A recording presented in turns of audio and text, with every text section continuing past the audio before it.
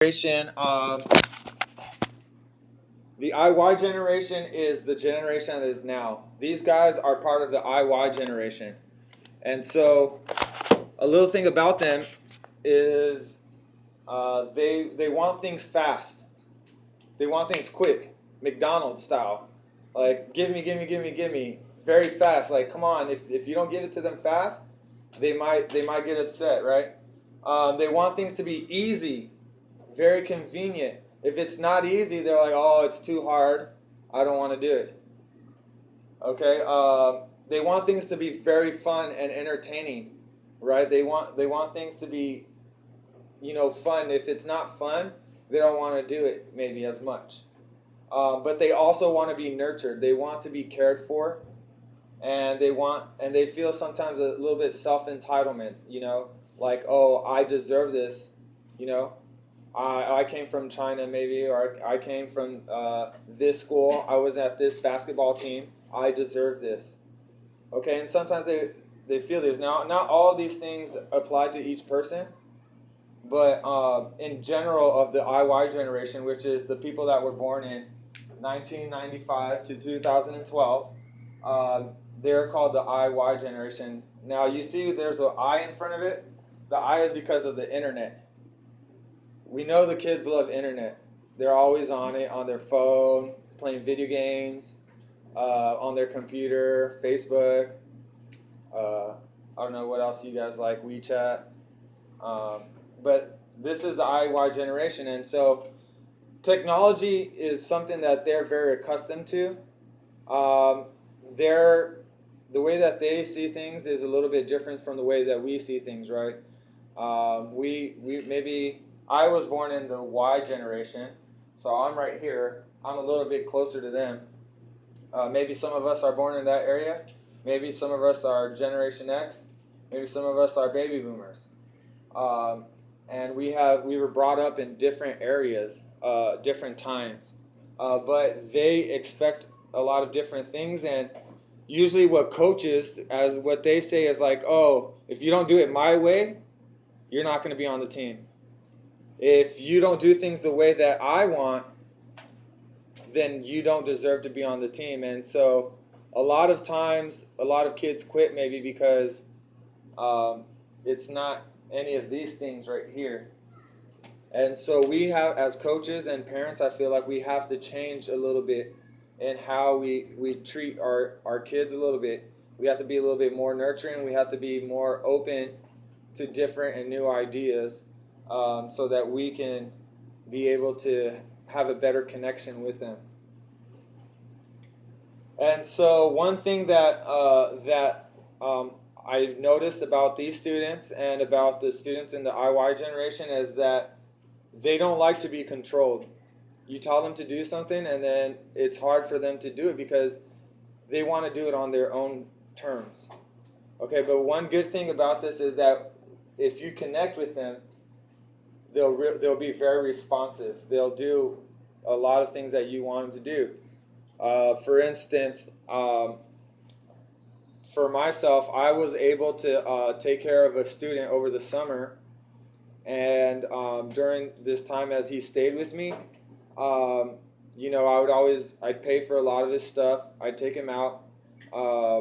Anything, a lot of things that he wanted, I helped him out in trying to go there. If he wanted to go work out, if he wanted to go with his friends, I would help him. But I demanded a lot of things from him. You have to clean your room. You have to do your homework. You can't stay up past 9:30. I was very, very strict, but I also connected with him, and he responded really well because he got good grades, and he was able to be very obedient as well.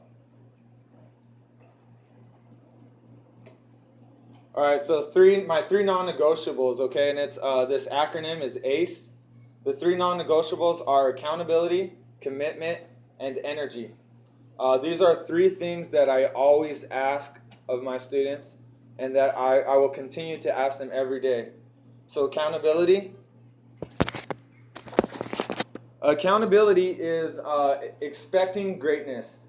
Okay, I want to expect greatness from the students. So if their grades are not good, they're not going to play basketball because their grades are most important. I always tell them they're student athletes. Students first, athletes second. So I want to expect greatness from them. I want them to have good grades. I also expect greatness in different areas, and we'll go ahead and expand on that later. Spirituality, also greatness in character, how they treat their parents, how they treat their teachers, how they treat their fellow students. All right. Go back real quick. And so a question that I asked them already before, I said, can I hold you guys accountable? Because when I ask that question and they say yes, then I'm able to tell them, look, you told me that you want to be great, you want to do things in an excellent way, and if you don't, then we're not going the same direction. And that means if you can't do things that are excellent, then maybe you shouldn't play basketball, because we want our basketball students to have good grades, to have good character, and also to have a good work ethic. That means in basketball and in school. And if you have good character, then you're gonna do what the teacher tells you to do. You're gonna do what your coach tells you to do. You're gonna do what the homestays or the parents tell you. Okay. Next thing is communication. All right. We want to communicate in truth, love, and transparency. What that really means is, if I think a student is, they need to work on their dribbling, I'm going to tell them that they need to work on dribbling, but I'm going to tell them in a loving way. So this is a bad way. This is a bad example. If they're bad at dribbling, I'm going to say, hey, you suck. You're not good at dribbling. That's a bad way, right? Right? A loving way is to say, hey, I know you're good at shooting, you're good at passing, but I want to help you out at dribbling. And if you have your head up as you dribble, you'll do a better job. Okay? And so we want to be able to tell them the truth, but we want to say it in love. And we also want to be transparent. So sometimes parents have questions and they come to me and say, hey, Coach Mike, my son does not play a lot during the games, but he goes to every practice. Why doesn't he play? And the answer, I have to be honest, and I have to be honest, and I have to say, well, there's maybe another player that's better, or maybe your student doesn't come to practice on time, or maybe their grades aren't good enough. And I have to be honest with them in truth and love, but I also want them to come to me in truth and love. So if they have a problem, Coach Mike, you yelled at me yesterday and you hurt my feelings. I didn't appreciate that. I'm okay with that. I'm okay with them coming to me and saying, hey, Coach, you're not doing a good job coaching. And Coach Leo is okay with that, and Coach Drake as well. We're open to everyone coming to us and telling us these kinds of things, because we want to have good communication. All right. Next, energy. All right, you guys remember when we talked about energy? Yeah. Show me some energy.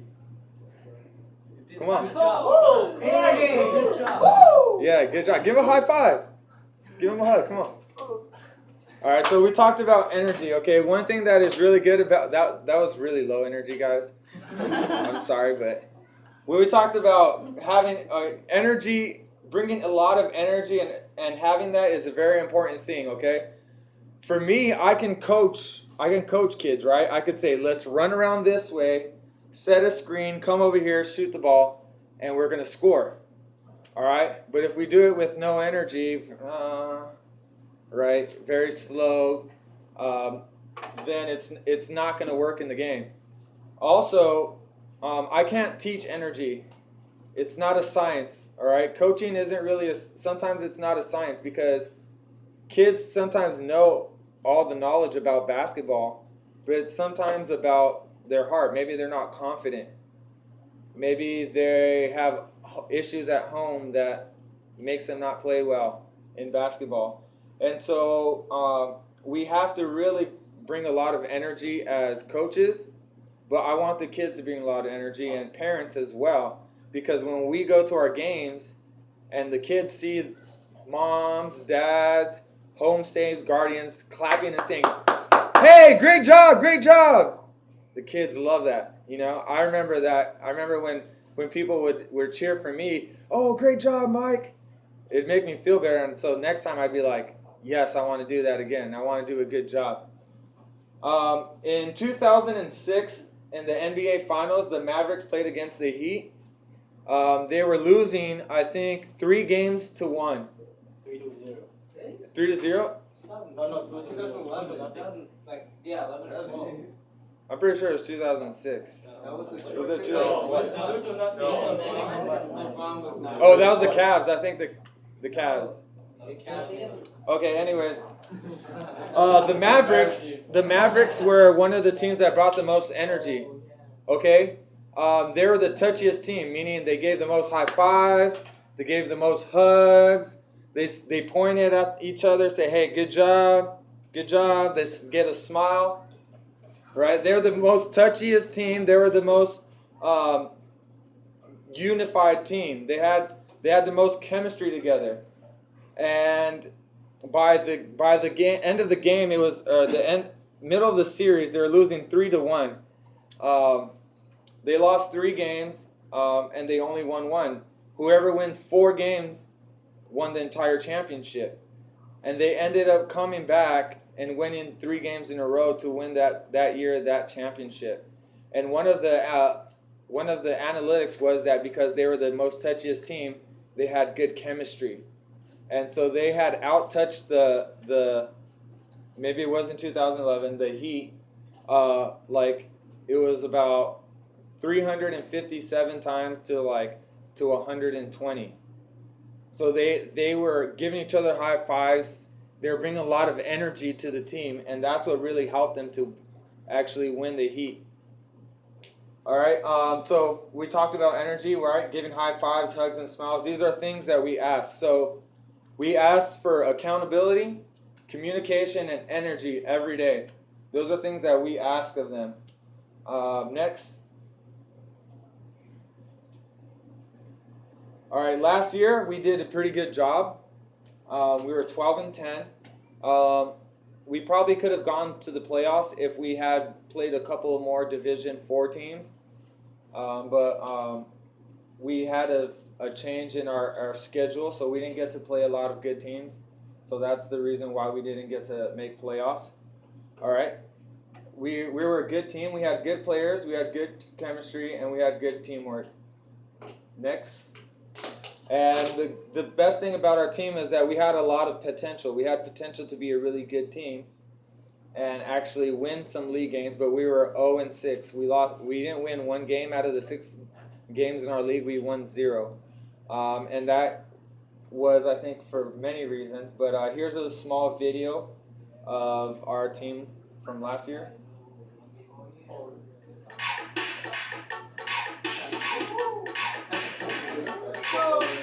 Yay! Hurry up.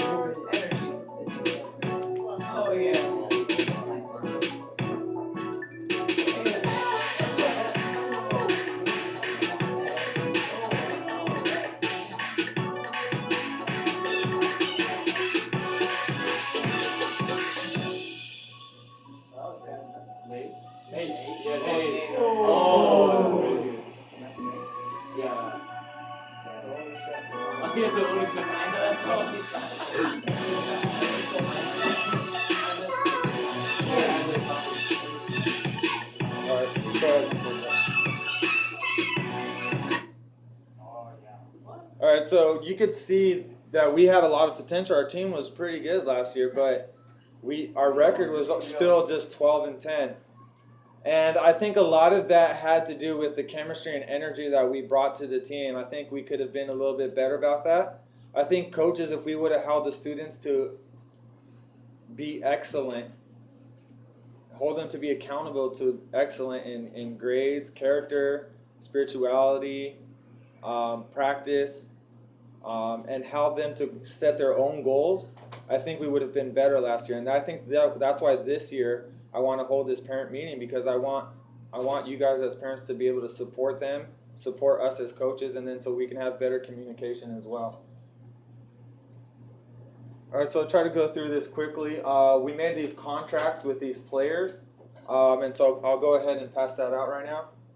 And you guys can go ahead and fill these out. And parents, you guys could take a contract as well, just to kind of look at what we are asking of them.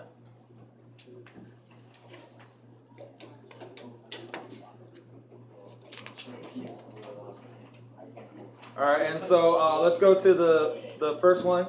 We kind of talked about a little bit was ACE.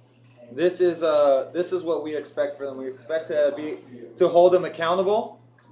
We expect for them to be committed to the team, right? Communication and energy. All right, we expect energy as well from them. The second part of the contract too is the interaction. All right, interaction between players, coaches, and parents. We want the kids to be able to love their parents, to be able to be, communicate with them. Mom, Dad, I have practice today. I have a game today. I need to be here at this time. But we want to be able to be responsible and tell you guys ahead of time everything that we're doing. So actually later on today we'll go ahead and hand out a lot of the other things that we have too, which are our schedules of the entire year for our games. During the weekdays, we're going to start some new things. It's called Open Mic Mondays, where we're going to be able to have kids share things and coaches share things as well. So sometimes there's a lot of things that kids struggle with, maybe parent issues. Maybe some kids are homestays and they're away from their parents, so they might feel lonely. Maybe might feel depressed. Maybe some kids have trouble with homework, and they don't want to tell anyone. Maybe they have issues with reading or something like that. And so we want to be able to use our Mondays to give them an area so they can go ahead and talk about these situations. Thursdays, we want to have Thankful Thursdays, where they share something they're thankful for. Coaches will also share something they're thankful for. And I feel like these 2 days will just bring us closer, and also help the students to be, more responsible, to be able to be thankful for their parents. I know a lot of kids maybe don't say this, but I know they're thankful because you guys give them rides to school, give them rides to games, let them practice, be on the team. So I'm sure they are thankful, but we want to be able to teach them to say those kind of things. All right, next. Parental involvement. This is really what we want from you guys as parents, homestays, and guardians. We need your help and we need your support. First thing is communication. We have not done a good job about this the past few years, but we want to do a better job of that, okay? And we want to do our best to exhibit truth, love, and transparency. And so coaches are available for you guys to talk to if you guys want to talk to us. I'll go ahead and give you guys my phone number later on in my email.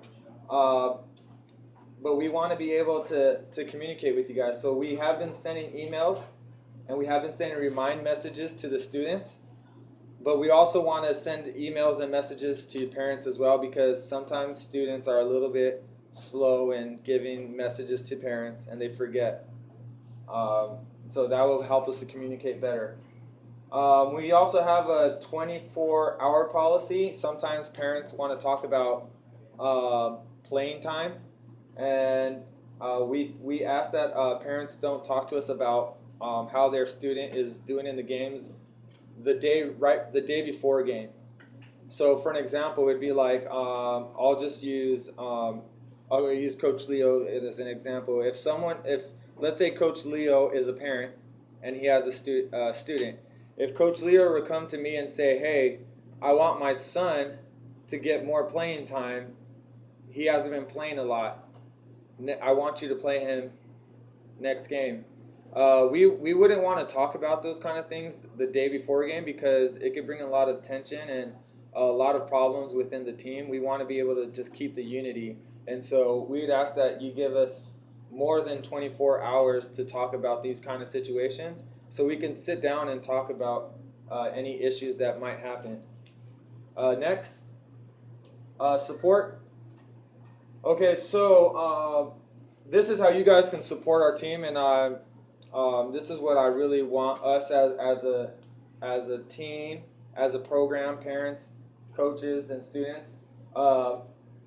If parents are able to give rides to other students, we would greatly appreciate that. There's a lot of students that don't have rides. Maybe parents aren't able to take them. So we would appreciate it if maybe some students would carpool together. During game day, we have 5 home games. Only 5 home games this year. So that means here in Walnut, we'll be having 5 games at the other campus. And we will need help in working the clock management. So the time during the game, someone has to use the computer to do the games. We need help with people selling tickets. We need help also with people selling snacks. And all of these things will pretty much help our team. And we'd also like support for parents, maybe if they would be willing to give out snacks and drinks to the students after games. Like I said before, there's only 5 home games, so they're not that many home games, so that we would greatly appreciate that. And any other type of donations, whether it be purchase of gear, equipment, or even financial donations, that will help our team a lot so that we can pay for the students in different areas. All the money that we make as a program, we put it back into the students. We buy them shirts, we get them new equipment, and we also pay for their rides when we go to other schools. All right, and lastly, really quick, love your student, be a shoulder to lean on and not a critic. Sometimes when they have a bad game, they might want to cry, they might feel very sad, and I think a lot of times maybe as parents we might say, hey, you could have done this better, or you didn't do this well, but I think a lot of times they just want to hear like, hey, good job, you'll do better next time. Especially on the ride home, sometimes it's kind of tough that it's a fresh wound, and we don't want to hurt them anymore as they already are after a loss, or maybe even after they do well in the game. We want to encourage them, say encouraging words, say nice things. All right, we go last 5 to 10 minutes. We'll be done very shortly. Like we said before, we want to have a program of excellence. We as coaches want to give our best, and we are open for parents and students to hold us accountable, but we want to hold parents and students accountable as well. So we're asking you as coaches to, we want you guys to, as parents, to bring the students on time, and as coaches, we will do our best to get the students out of practice on time so that they could go home, because I know parents are cooking, they want to go home, they're stressed out from work or maybe a long day, and we want to be able to do that as well. And so parents, if we're not doing a good job of coaches as not doing things on time, not being true to our words, come and talk to us and tell us, and we'll try our best to change that somehow. Student athletes. All right, so student athletes. I put the word student athletes because you guys are students first, athletes second. You have to get good grades in order to play on this team. All right, and so we want you to be true to your word. If you're signing this contract that we gave you guys, here are the extras. Right, we talked about accountability, we talked about commitment and energy. We talked about love, truth, and transparency. Right, and you even set goals for yourself, okay? So some of you guys that set goals. Okay, so I want to be a good shooter. If you say you want to be a good shooter, but you're not shooting during practice, then I'm gonna, as a coach, I'm gonna hold you accountable, and I'm gonna say, look, you want to be a good shooter, you got to practice more shooting at practice. You got to practice on your home more shooting. Okay, and we want to be able to hold you guys accountable to what you guys are pledging to do. Parents, we're asking of you is to also to keep them accountable. Next slide. Okay, and so I think all of us want our students, our sons, to be responsible people, right?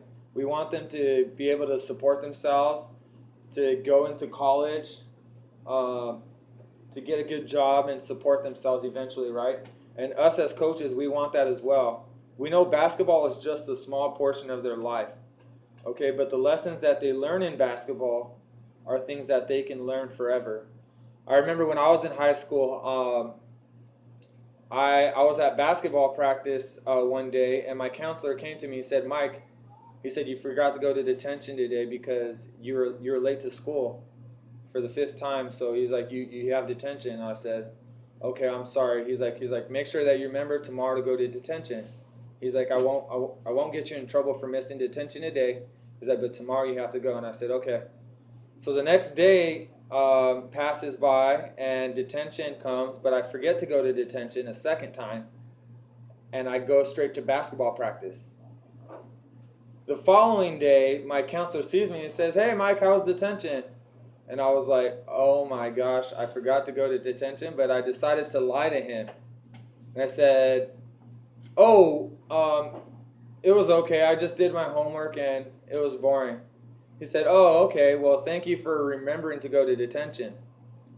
He asked me a second time during lunch. He's like, Mike, so anything particular you did in detention? And I was like, nope, just went to detention, that's it.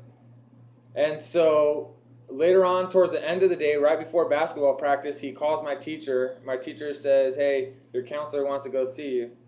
So I went to my counselor's office, and I knew I was in trouble then. And he tells me, he's like, Mike, I gave you 2 chances today to tell me that you didn't go to detention. He's like, if you would have told me the first time that you didn't go to detention, the only consequence was that you would just have to go to detention the next day. He's like, but because you lied to me twice, I gave you 2 opportunities to tell me twice. He's like, this is the lesson. He's like, when you're not honest about it the first time, the lie gets bigger and bigger and bigger, and you're going to get in trouble. You're going to get even more trouble than you would if you would have just told the truth from the very beginning. He's like, now you're going to have Saturday school. So Saturday school was 8 hours of detention. It was like from 8 to whatever time to 4 p.m. or something like that, and we had to clean the entire school.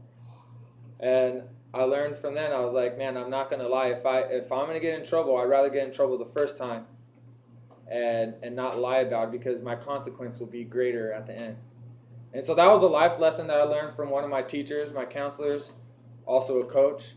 And those are the type of lessons that we want to teach these kids. I try to hold them accountable to many things. Being on time to practice. I tell them all the time, if you're not on time to practice, how are you going to expect to be on time to work? If you give an excuse every time to your boss at work, he's going to feel the same way I do. You're just making an excuse just so that you can get out of things. And these are the types of things that we try to teach the students. All right, and we also try to give them words of encouragement. We try to say things that are positive, like good job, you'll get better at this.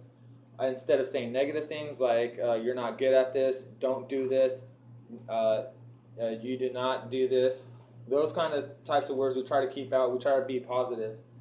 And we want to have good communication also with parents. And that's why later on I'm going to ask for you guys to possibly give me your emails so that you guys can get emails from me about reminders about games and practices and everything else. And this is the last slide, actually second to last slide.